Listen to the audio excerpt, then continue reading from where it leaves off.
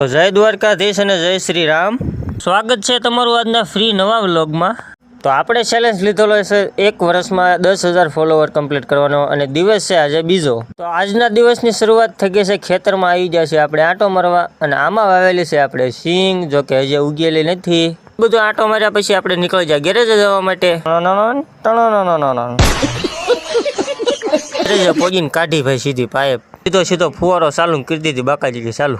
આજની તારીખ છે 24 તારીખ અને 14 પછી કરી નાખું જય માતાજી ને હર હર મહાદેવ। આવી જાય એક તળાવ જોવા, આ છે અમારા ગામનું કુમનાથનું તળાવ અને આખું ભરાઈ ગયું છે, એટલે ઘડીક જોવા આવી જાય આપણે। આવી જાય પાછા આપણે ગેરેજે અને ઘડીક કરી આપણે વાળ સેટિંગ।